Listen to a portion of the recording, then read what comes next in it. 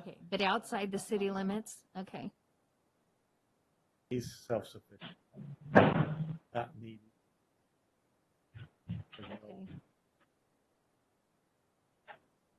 Yes. Give it to somebody that. Okay. Keep that in mind, though. That's really a good thing. There are some Hello. things that- Hi, Yeah, I don't know him. we're almost there. Okay. Seen a bus?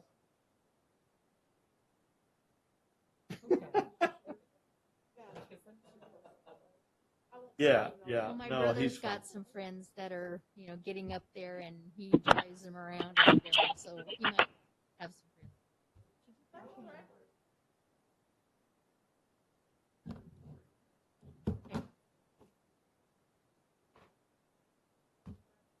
Okay. No, that's Whose phone great, is because I this? pick up food for people. That's and- mine, sorry. No, it's Okay. okay. Yeah. I knew Elizabeth had been here, so I'm like, I know I sat there for a few minutes. My little.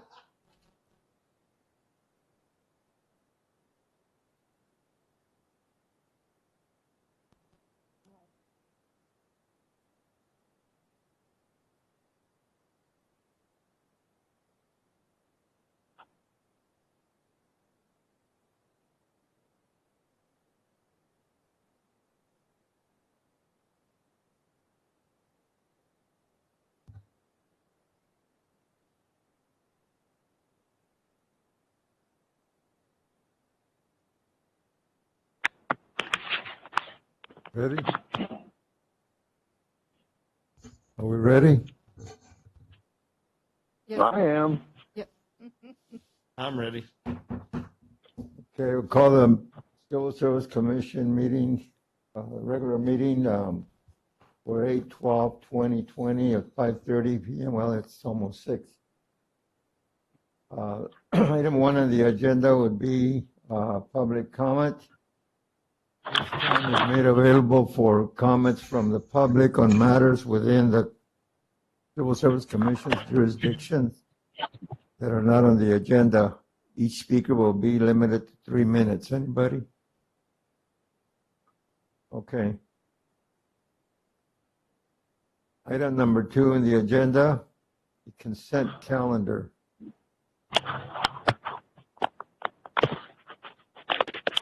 We have I move we approve the consent calendar. I'll second it.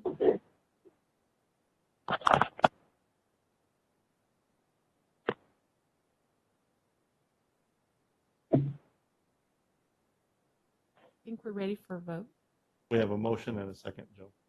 Okay, it's been moved in second that we accept the consent calendar. Excuse me, but do we take a vote on that, Susan? So right now, just give us a minute. Sabrina's learning how to take that Oh, okay. vote on the thing. So as soon as she's ready, she's gonna do the roll call. Well, if I get ahead of myself, just stop me, okay? Okay, no worries.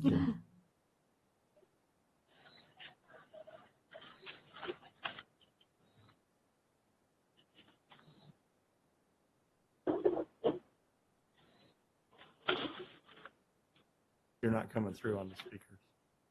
Let them know that you're doing roll call.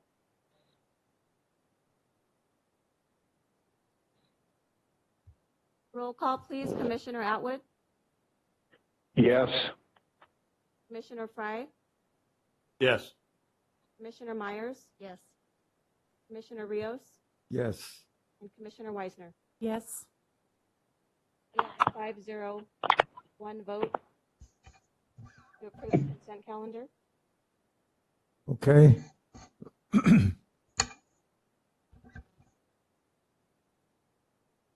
So that was a 5-0 vote to approve the consent calendar. So if you want to just make that sure that that's on there. You want to continue? Yes, please. Item number 3 on the agenda would be the regular business. Go to item number 6491. The August leave of absence request for, excuse me, Karen Miranda.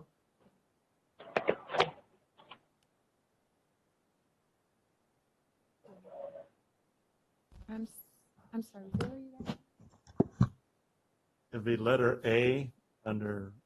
The agenda, letter A, regular business. 6491. Karen Miranda, See it It there? will be 3A. Okay, got it. Yeah. I have.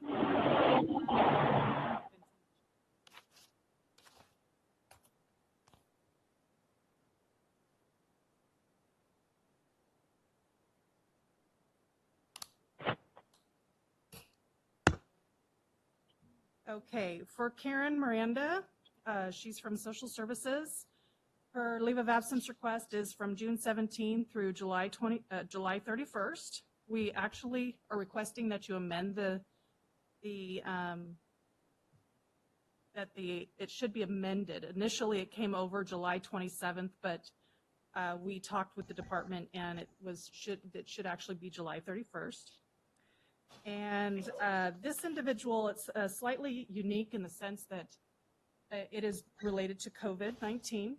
Unfortunately, she had childcare issues and she is off. And so this request is being submitted because she is no longer under protected leave, which there is protected leave as far as 80 hours of EFMLA. It's emergency FMLA. And then also she has exhausted all of her time. So it is now before you for the time frame that was discussed, June 17 through July 31st. Having just seen this, why is the Chowchilla Elementary School District, what was the question again? why is, in her background information, she has some letters from Chowchilla Elementary? So with the COVID-19 leaves, we are requiring different documentation to cover under the different CARES Act policy. So if the school is closed, they have to submit documentation showing that something is closed to be able to get that leave, because that's a requirement of the new policy with CARES and COVID-19. Okay, and then because her kids can't go to school, she Right. doesn't have any That's correct. daycare. Gotcha. Yes.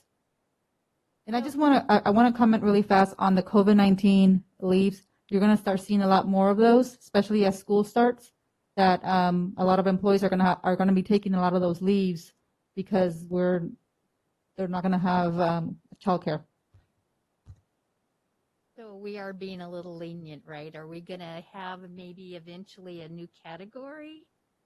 Or, I mean, it's pretty well going to exhaust everybody's time off then. They'll never get a vacation. I know.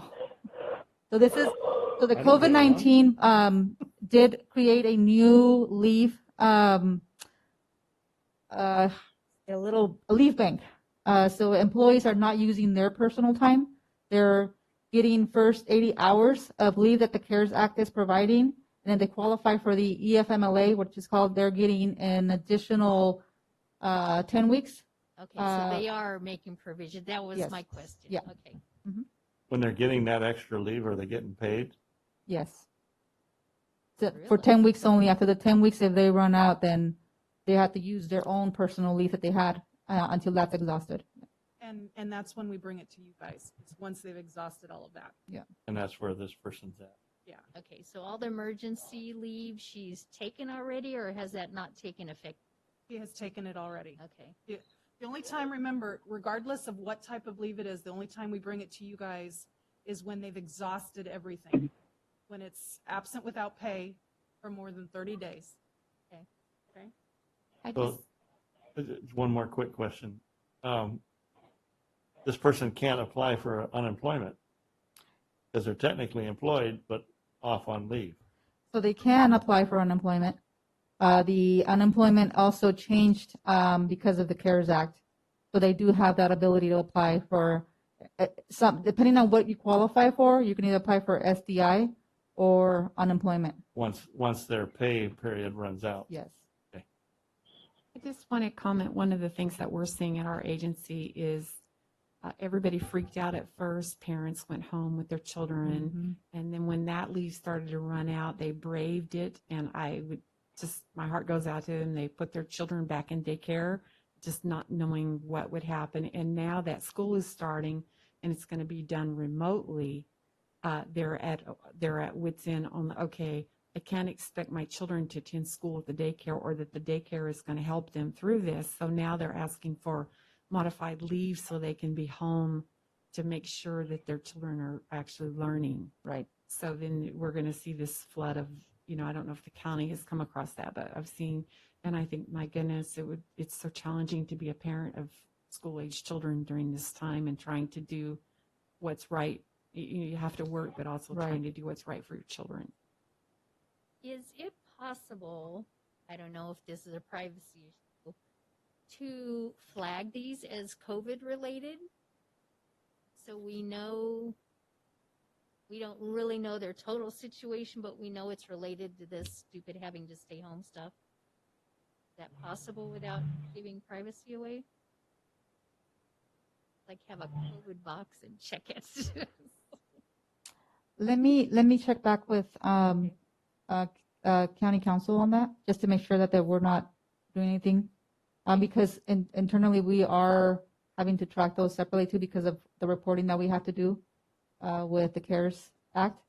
So let me just double check on that. And then if there's no issue, we could probably just bring it back like that in the The future only ones. reason I'm asking this is my Mhm. pet peeve on these things is when somebody's gone forever and that job has stayed open forever and ever and not allowing somebody else to Right. come in. But this is totally different. And Yes. I want to make sure I don't use that same standard for something like that. Right. And so you also sees the other confusing parts going to come when there is employees that are going to be doing telework. And some of them will be teleworking maybe half of the day, and they'll also be on leave half of the day because they're helping the kids. So that's the other part that's going to get confusing later on. If they don't have leave, they're only working half of the hours, and then they're doing the other stuff with unemployment or whatever ends up being. So I think we might be able to do something so you guys can kind of see that part of it, where employees might be working sometime and be able to show that to you. But I'll just double check to make sure that there's nothing that we are disclosing that we shouldn't be. Well, yeah, even a hint of telework, it shouldn't be a privacy issue. Right. So yeah, even that would give us a little hint. Yep. Got it. Okay. Well, I move that we approve the leave of absence for Karen Miranda. I'll second it. I'll second that. I will let you- Okay, it's been moved in second that we allow the August leave of absence, the leave of absence for a request for Karen Miranda.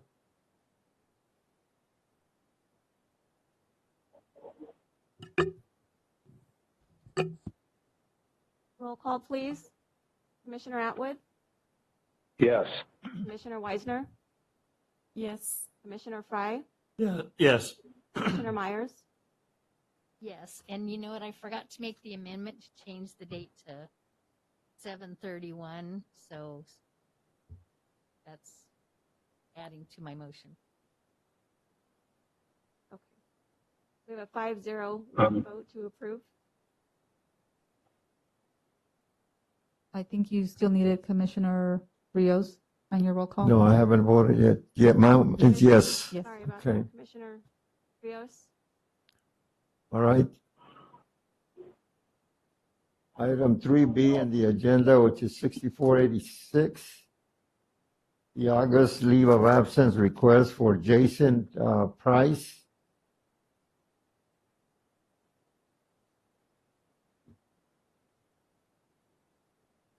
Okay, sorry, I thought you were going to read the whole thing, so my apologies.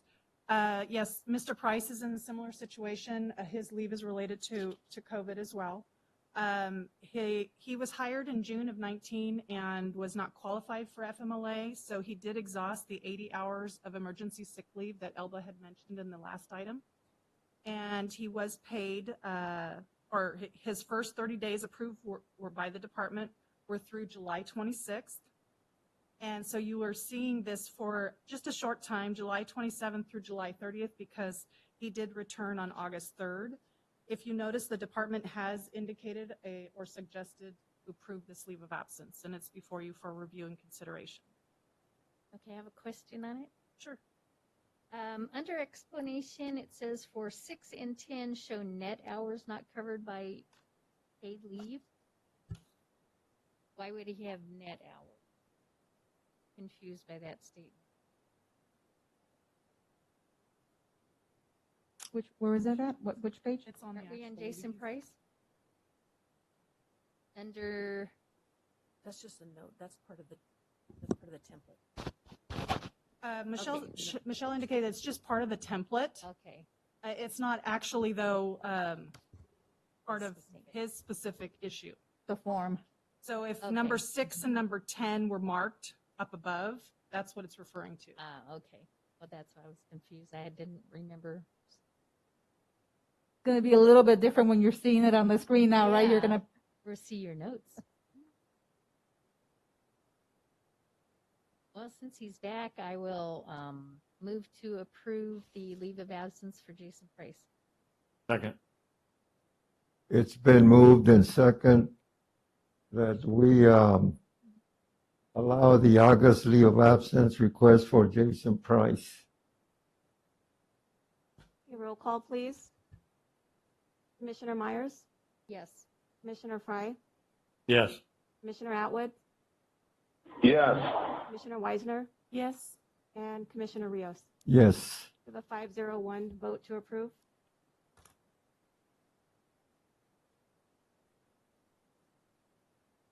Item 3C, number 6485, the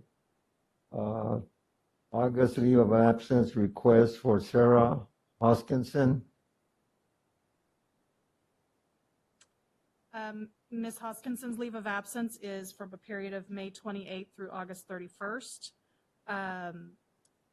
She did run out of leave balances on April 26th. It is, as their note indicates, she's off due to COVID-19. As I mentioned earlier, she previously used her FMLA in another issue or instance, so she did not have any available for this instance. And she ran out, like I said, her leave of absence on leave balance, on April 26th, and the department indicated her first 30 days that she was absent without pay, no longer under the emergency sick leave or under the FMLA from April 28th through May 27th. That was the first 30 days. And so therefore, this is now from May 28th through August 31st. The department has indicated or suggested to approve the leave of absence at this time for your review and consideration. Sorry, did you say she's back at work? I did not. Do we know if Yeah, COVID stuff. All I have is that the notice that we have or in communication that it's through August 31st.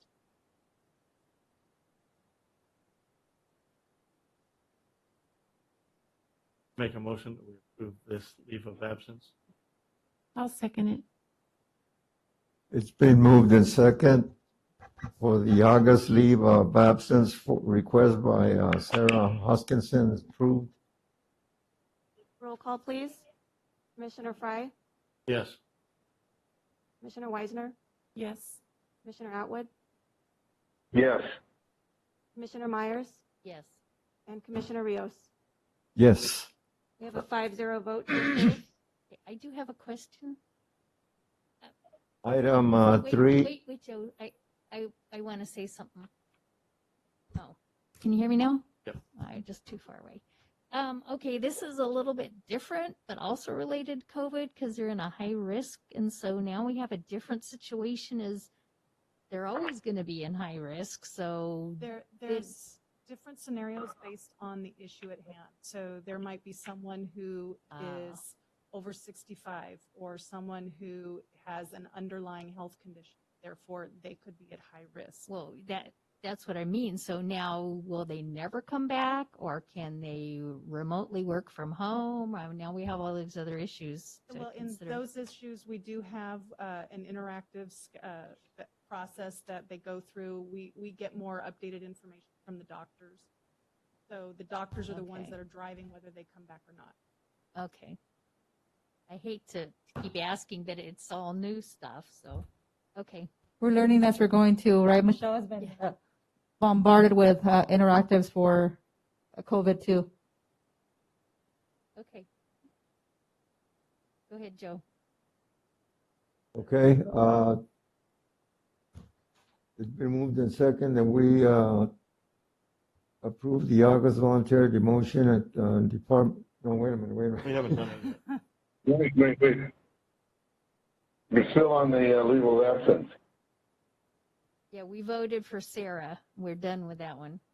Okay, the August voluntary demotion and department transfer of Derek Walsberg. Is that where we're at? Yes. Yep. Yes. Okay, So in this. that was item 3D, 6492.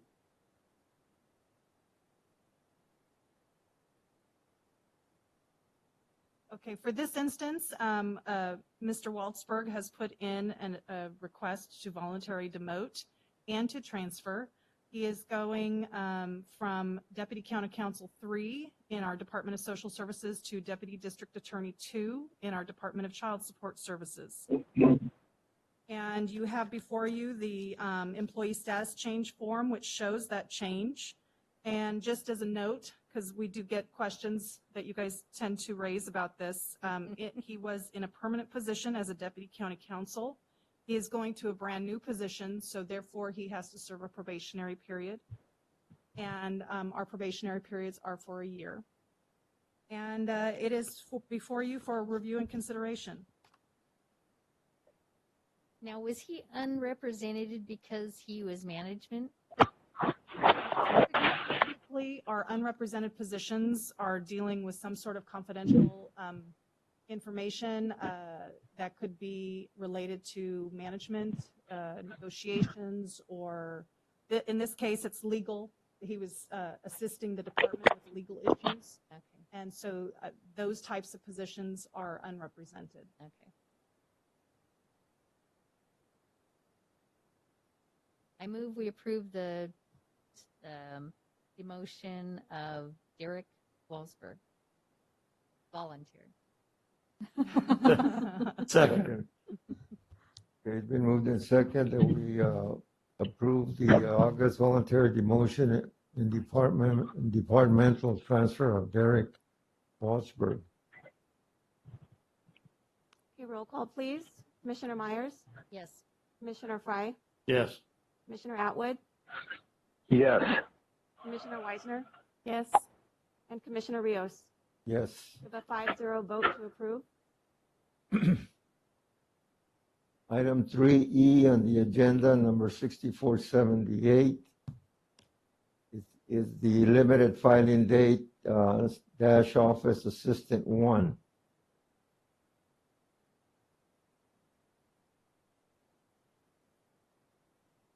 In this instance, as we've done in the past, whenever we have a recruitment that we're about to conduct that where it's going, we know in advance that it's going to create a large volume of candidates. We do come into here to your commission and request to limit that recruitment time period that we have the position open. In this case, for Office Assistant 1, in our letter that we provided, we'd indicated that in 2018, we did a recruitment for Office Assistant 1, which yielded 109 applicants that met the minimum qualifications. The eligible list established was active for 2 years, and we had 5 hires. I don't have the cost, unfortunately, but there is a significant cost associated with doing the testing.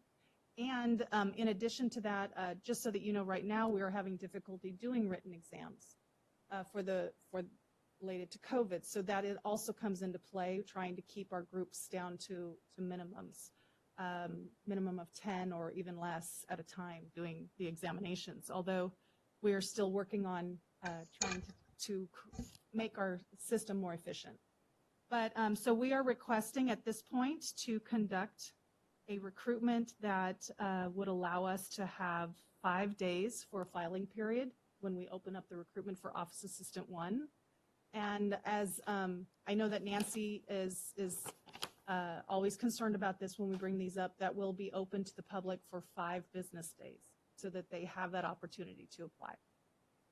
And well, one reason I think this is probably a good idea is because if you went to the expense of 109 people and we only did 5 hires off the list. That's pretty expensive for 5 hires.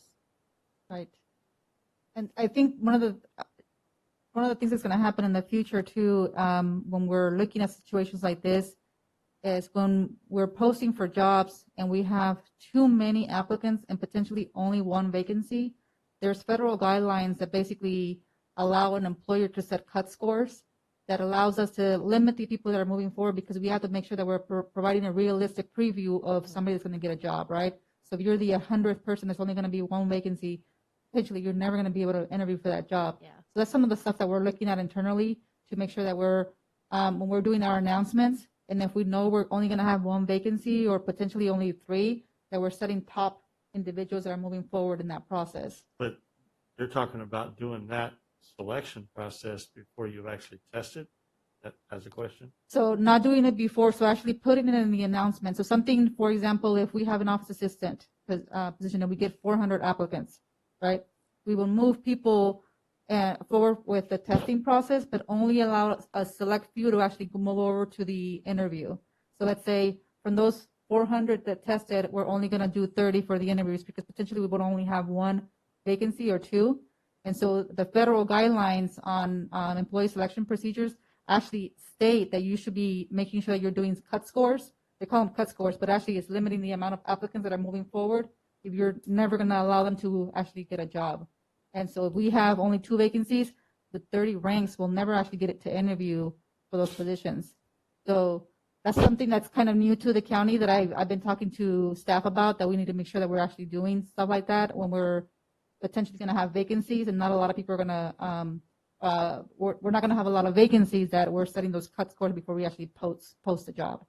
I guess my concern is that 400th person qualified by today because it's far back on the application list.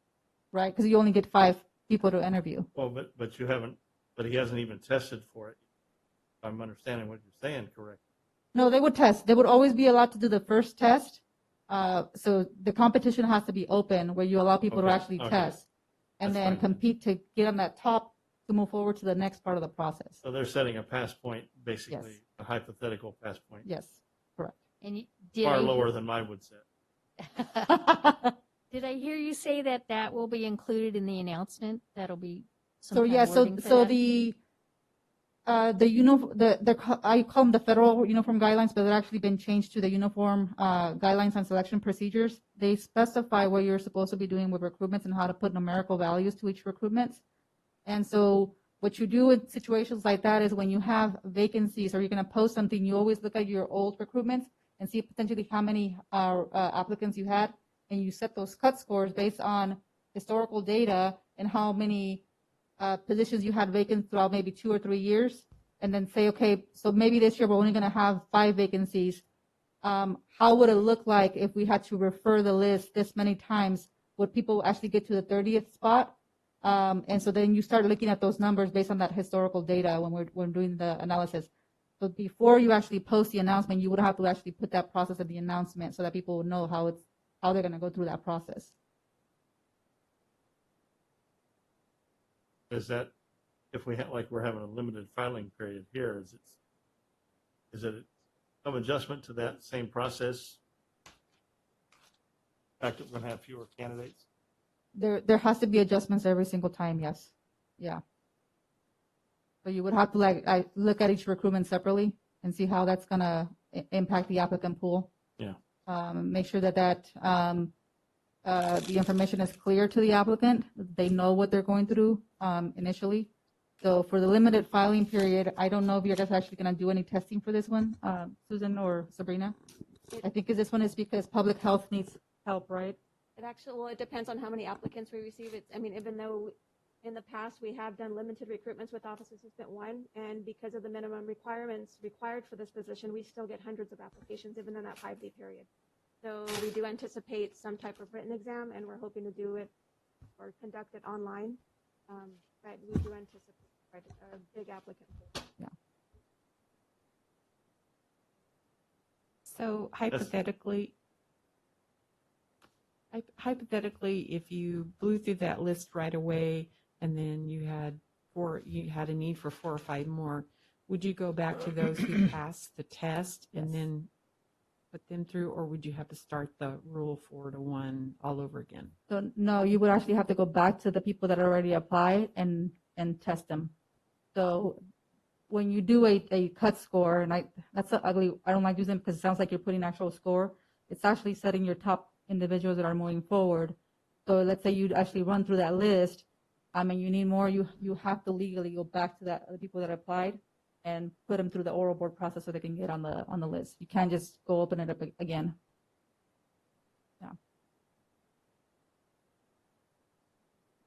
Motion. I make a motion to approve the request to suspend section 2.57.070, Rule 4-1B, and allow Human Resources to conduct a limited 5-day final filing date recruitment for the position of Office Assistant 1.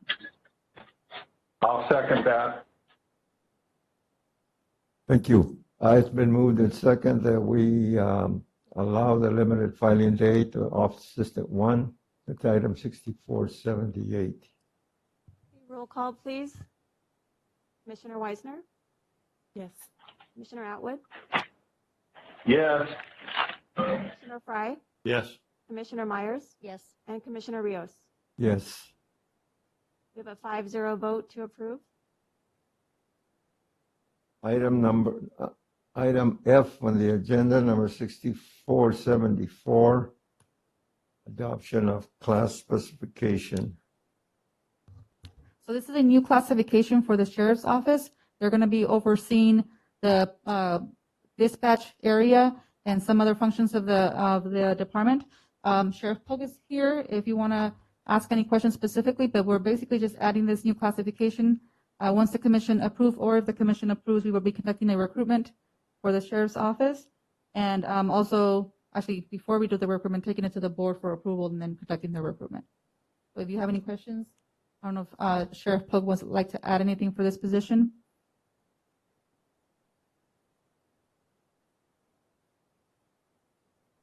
Sir, can you come over here to the mic, please? We got to record you anyway.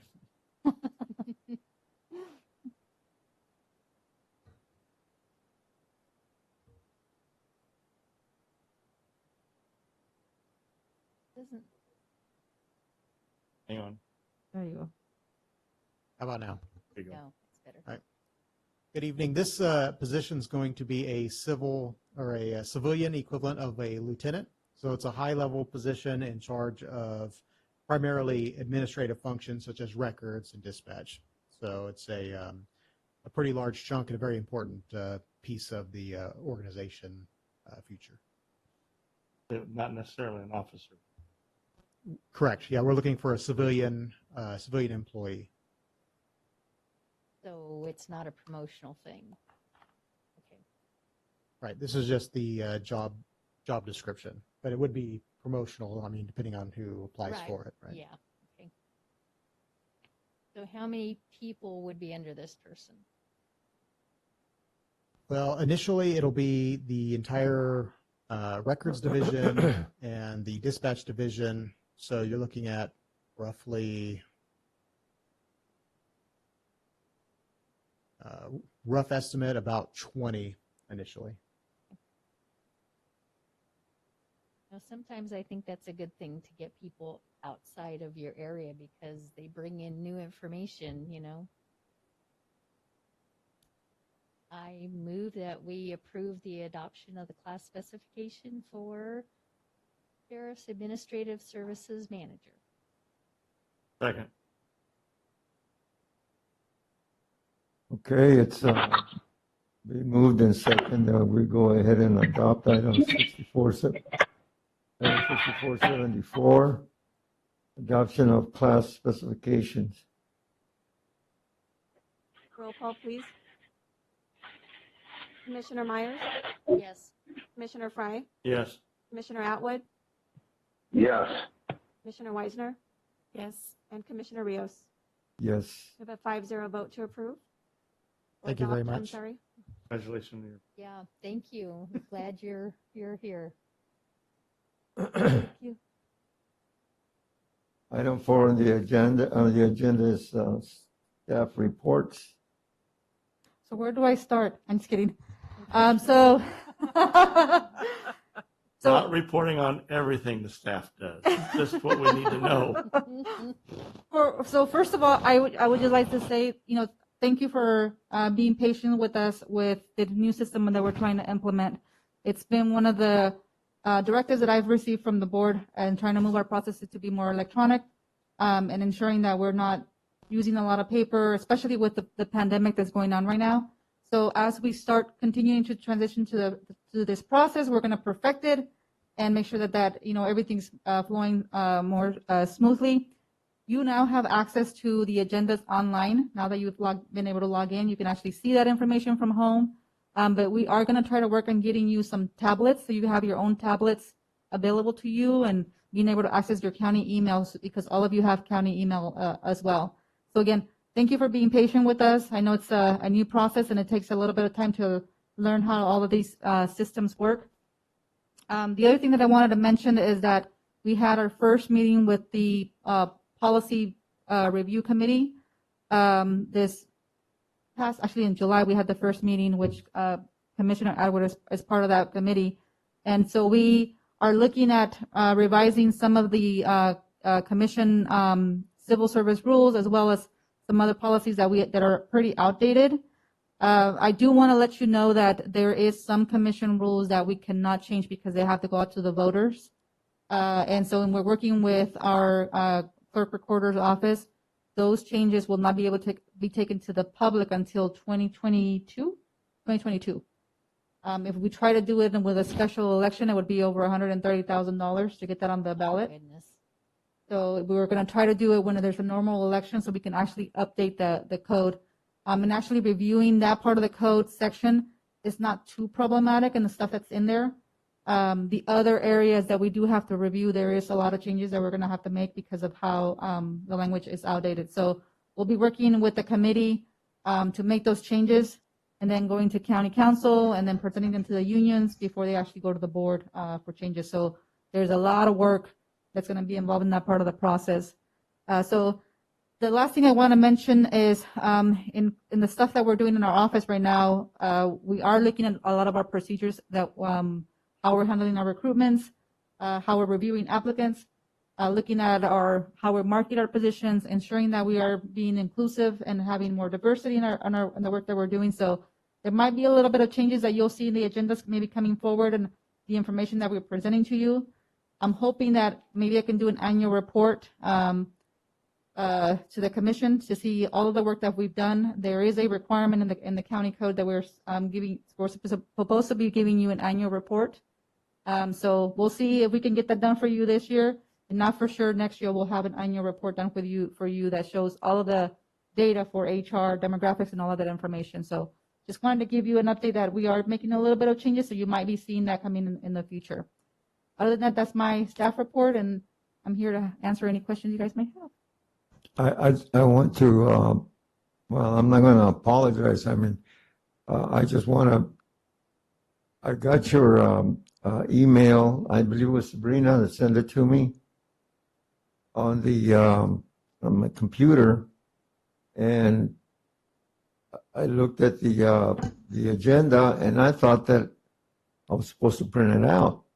And I said to myself, well, why am I going to print out about 98 pages? So that's the reason why I came and I got it from your office. Okay. But I wasn't aware that we were going to be doing this. Okay.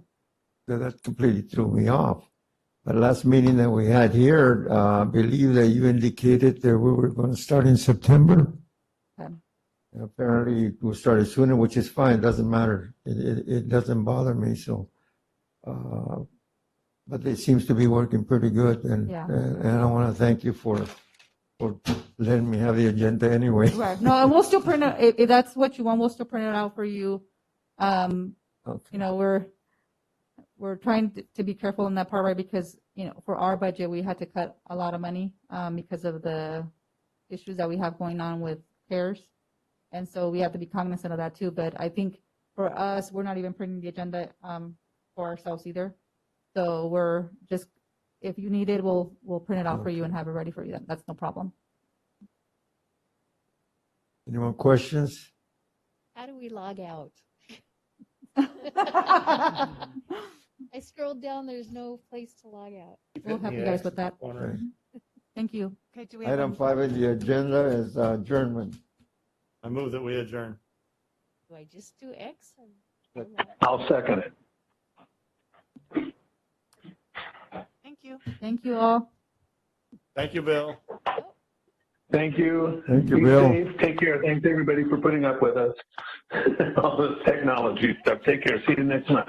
I'm not sure I can see, but it's. Oh, my tabs are. Oh. Your stuff is really big. Well, if we reduce it, will it? Okay. It's all hidden up there? Oh, there. Now, how did that work? I'm not really sure what happened. Me either, but there's no log out there. You have to go back to the page. Give me some options and I'll let you know. Click the And then log out. Yeah. Okay. Okay. Okay. All right. Thank you very much. I hope I got out of it okay. Is that as far as it goes? That's as far as it goes. Okay. Let's see if you're still logged in.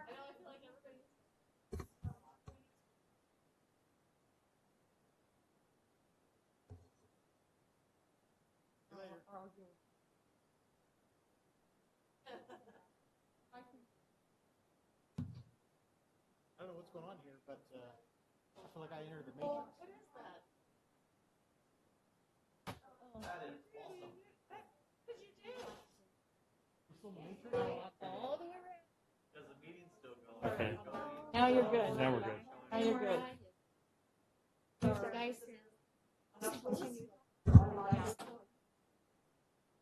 In the meeting, Veronica. Yes, do you need it back? Okay. so is there a way for us to just